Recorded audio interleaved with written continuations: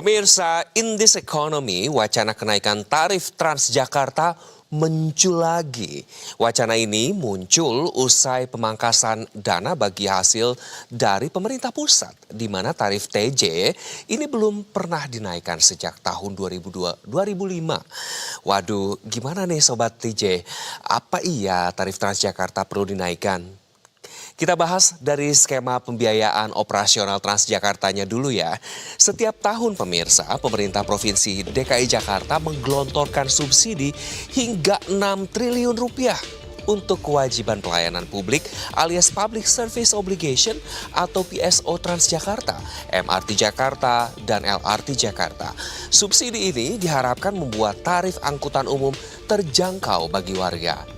Dari angka 6 triliun tadi, subsidi Transjakarta paling besar nih, sekitar 4,2 triliun rupiah per tahunnya dengan rata-rata 1,3 juta penumpang setiap harinya.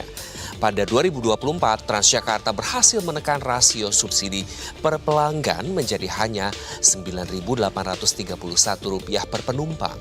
Padahal sebelumnya pemirsa, subsidi tiket pada tahun 2022 mencapai Rp16.800 dan pada 2023 mencapai Rp11.400 per pelanggan. Artinya dari tarif Rp3.500 yang dibayar masyarakat, yang Anda bayar, sebagian besar biaya operasional ditanggung oleh pemerintah agar transportasi publik tetap terjangkau dan dipilih. Tapi meski disubsidi, Transjakarta bisa loh mencatatkan kinerja keuangan yang positif.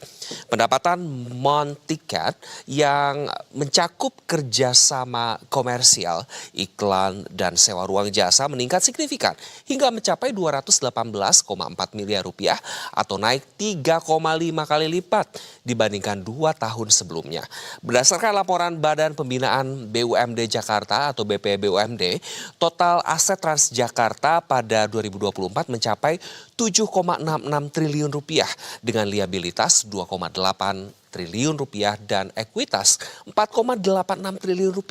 Sementara total pendapatan usaha di periode yang sama tercatat sebesar Rp4,47 triliun. Nah, pertanyaannya kalau sudah bisa efisiensi dan sudah untung nih dengan Rp3.500 per perjalanan, kenapa wacana kenaikan tarif TJ ini muncul? Kita cek yuk.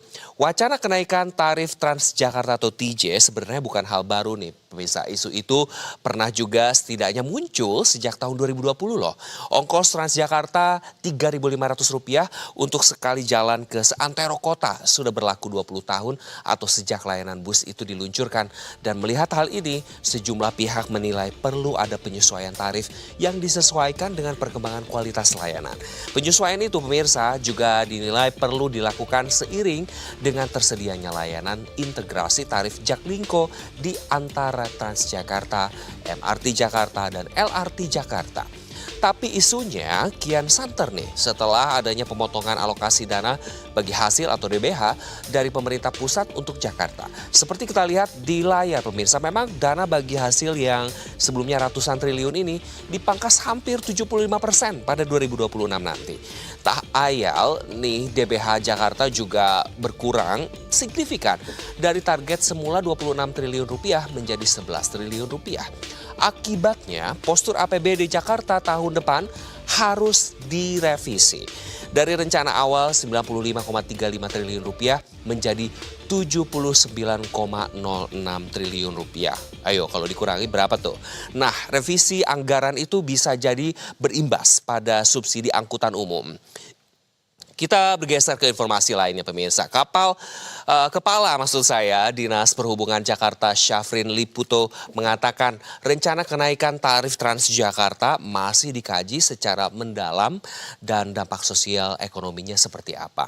Oke, berarti isu ini masih terus dikaji ya oleh Pemprov DKI Jakarta pemirsa. Jadi belum tentu akan naik ya.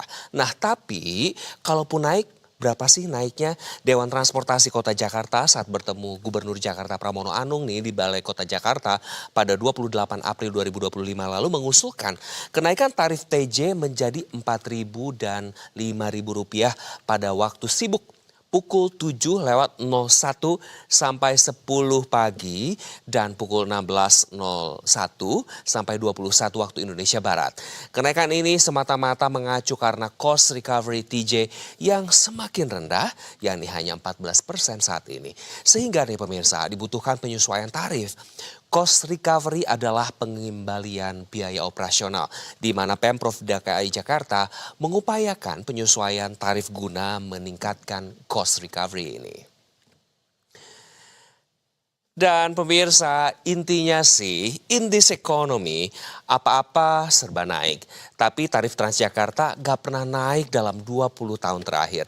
Patut diacungi jempol nih, meski sekarang ada wacana kenaikan, tapi kenaikan tarif Transjakarta ini harus diiringi dengan peningkatan layanan loh ya. Peningkatannya bukan hanya meliputi cakupan layanan, melainkan juga kemudahan dan kepraktisan mengakses Transjakarta. Misalnya, armadanya makin banyak dong Bapak. Jadi kita bisa naik Transjakarta langsung dari depan komplek perumahan. Kan enak ya pemirsa.